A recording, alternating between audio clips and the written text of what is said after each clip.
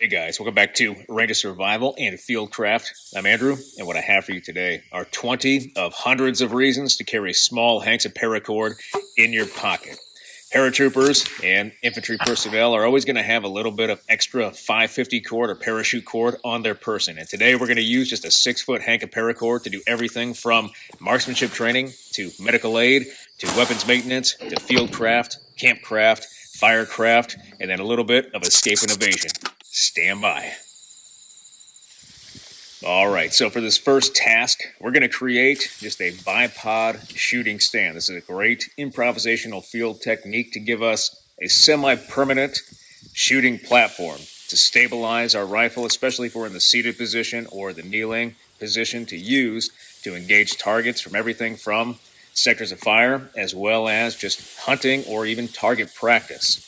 What we're going to do is actually incorporate a little bit of bushcraft with our marksmanship training, and we're just going to harvest a couple of sticks off the landscape about thumb size in diameter. We're going to use that 6-foot hank of paracord to create what's called a shear lash, and all we're going to do is start with a clove hitch on one stick.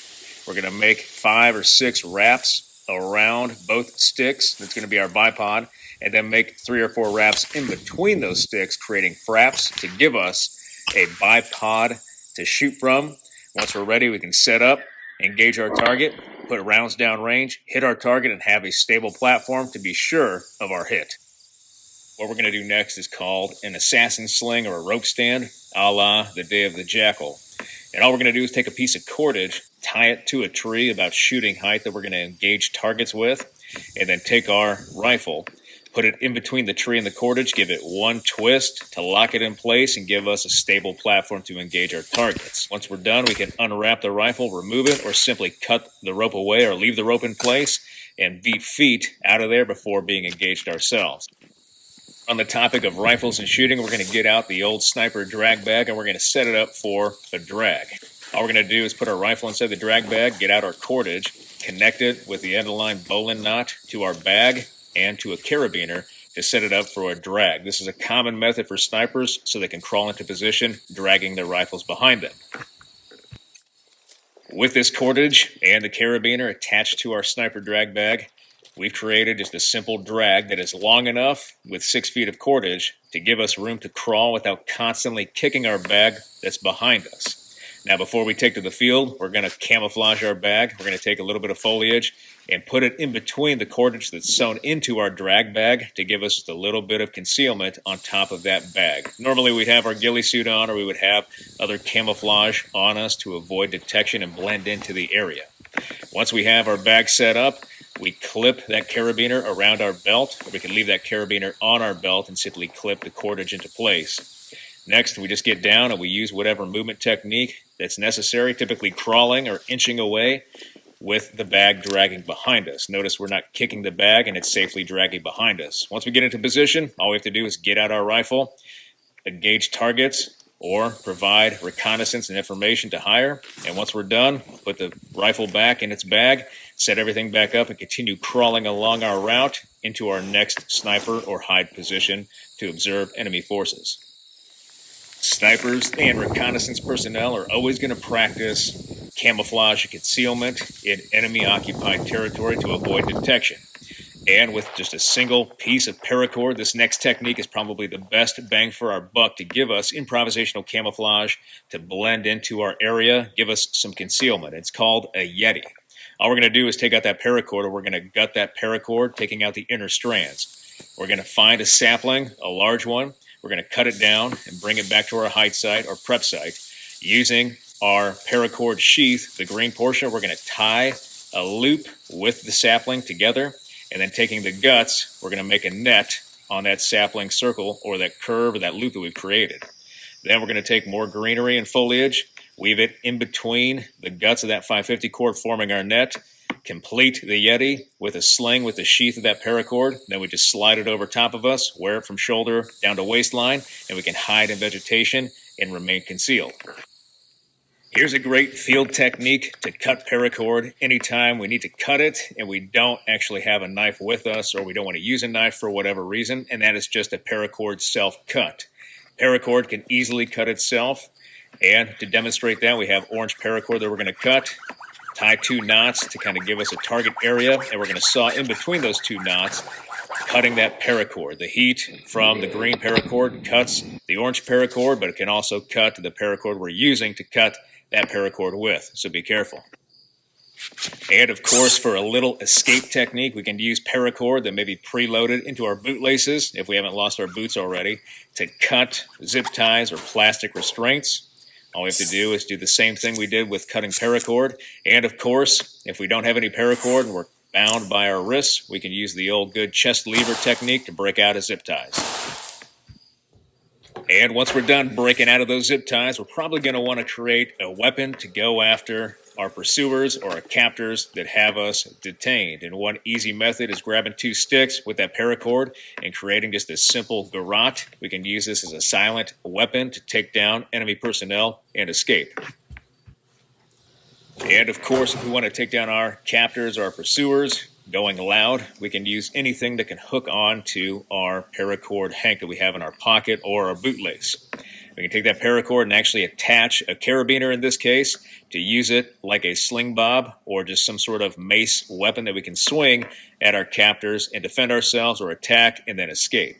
All we're going to do is take that paracord, we're going to create a bight, tie the 2 loose ends together, and then finding the middle section, we're going to create a modified lark's head. We're going to take that lark's head, pull one ear to the side, making it larger than the other, wrap it around the front, grab both ears, and then put that carabiner through both ears, tighten that lark's head, and you'll notice how the lines cross, locking it into place so we don't lose control of that carabiner as we swing it.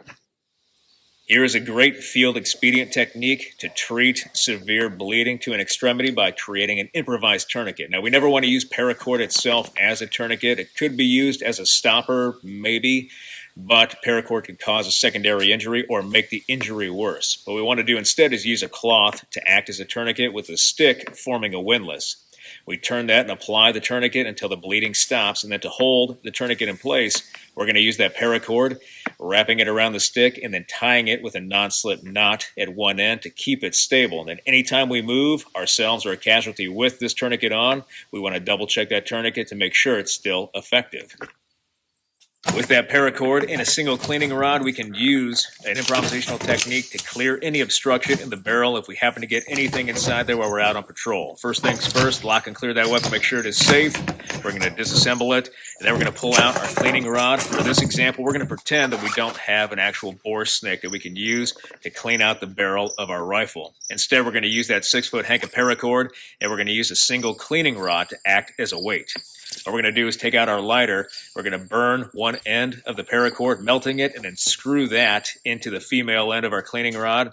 It'll attach securely and give us a weight that we can use to slide that paracord down the barrel.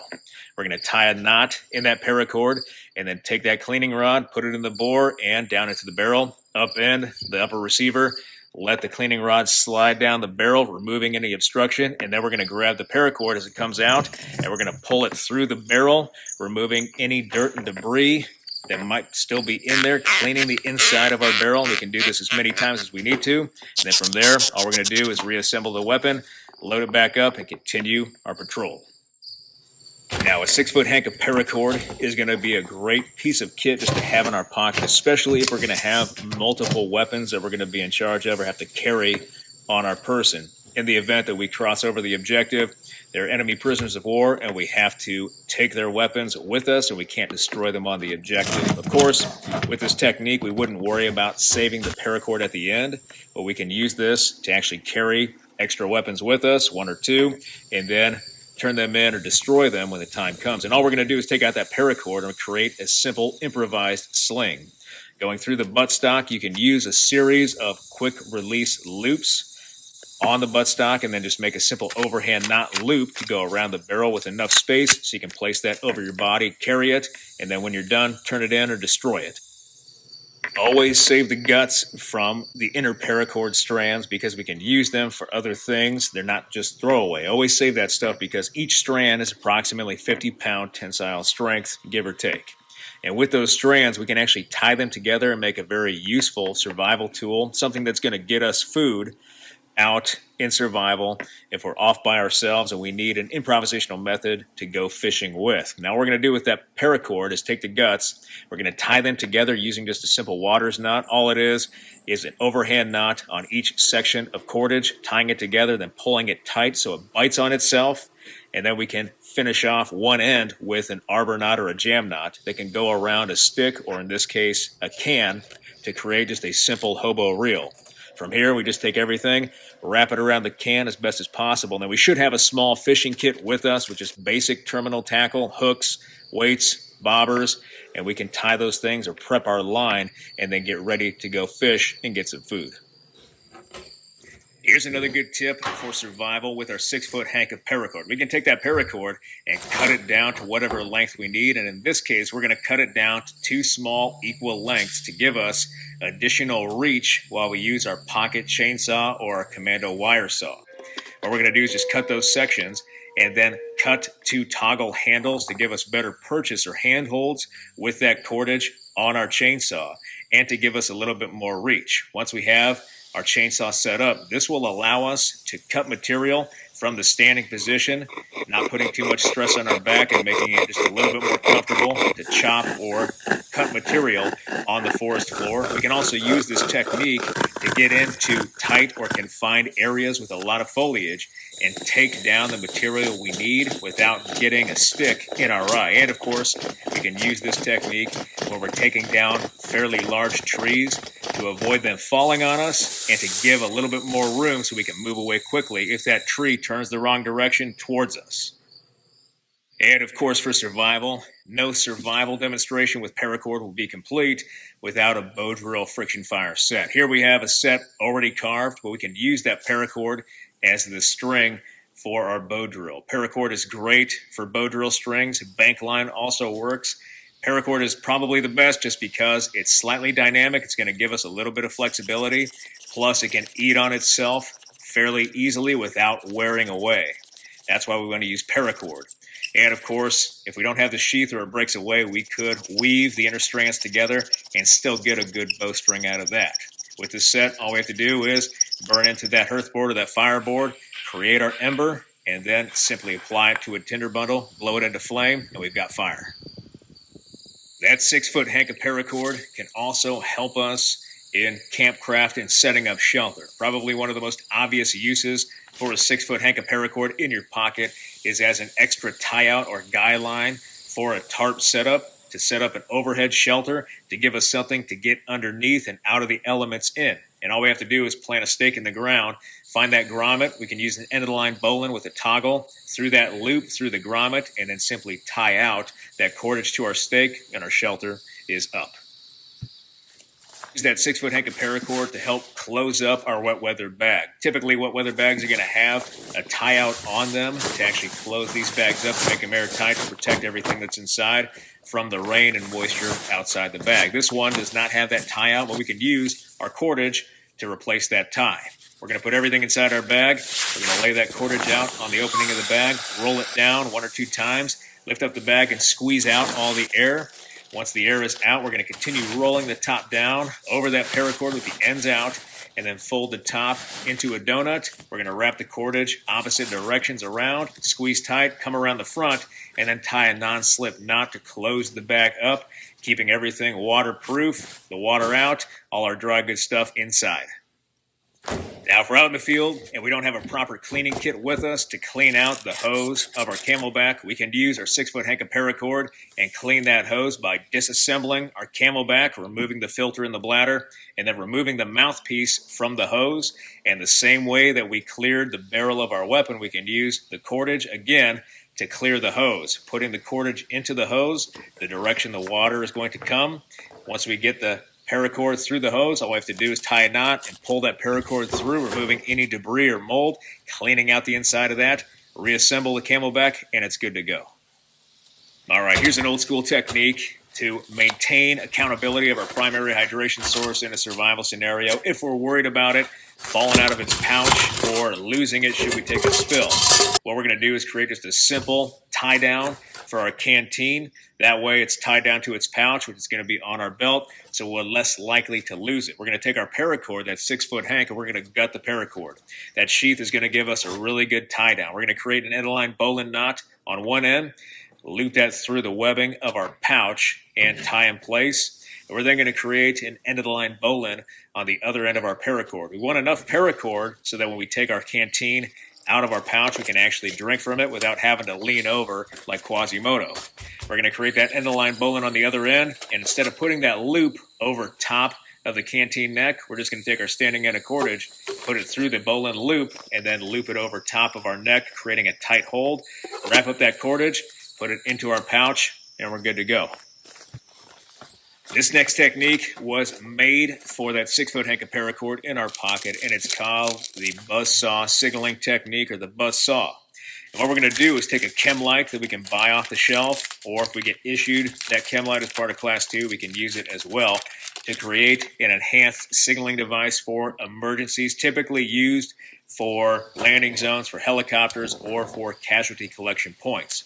Now, these chem lights are going to come with their own cordage, typically either a piece of ribbon or some rubber cordage that is very, very weak. We're going to want to trash that, keep the wrapper, and obviously the chem light. But we're going to take out that 6-foot hank of paracord. We're going to create a stopper knot on one end, and then the other end, we're going to feed through that hole in the chem light at the top, pull the cordage through, and then we can prep this by wrapping that cordage around the chem light, keeping it in place. And then once we're ready to use that chem light at nighttime, we just take it out, crack the chem light, and begin spinning it in wide arcs, giving us a buzzsaw effect. This is a great technique for landing zones for aircraft, and we used to use it all the time for tank direction as well as casualty collection points. This is a great signal to know. Now, back at camp, this is probably one of the easiest things we can do with that hank of paracord in our pocket. But being the easiest, this also gives us about 5% extra effort with 50% more comfort, and that is being able to hang our rucksack up off the ground on a tree, a place that keeps our gear dry, out of the rain, out of the water, out of the mud, while still giving us an opportunity to get inside that rucksack without removing it from the tree. And all we're going to do is come up to a suitable tree in our patrol base area or at camp or out in the field, and we're going to take out that paracord. We're going to tie around the tree, and then using the loop then create a lark's head. We're going to take that lark's head, put a stick through there, and then simply lift up our rucksack. And with the handle of our rucksack, we can suspend that rucksack or our bag up off the ground against the tree while still being able to get in and out efficiently for as long as we're at that campsite. And this is just too perfect.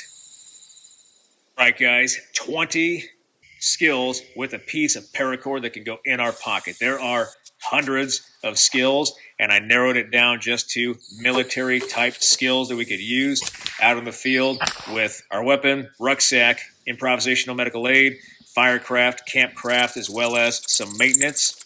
So I really hope you like this video. If you did like this video, hit that like button, hit that subscribe button, maybe a comment in the comment section. I always appreciate your feedback. I want to thank you guys for everything you do for me, for this channel, for your likes, your views, your subscriptions, your comments, your feedback, and your shares. And I'll be back with another video as soon as I can, guys. Thanks.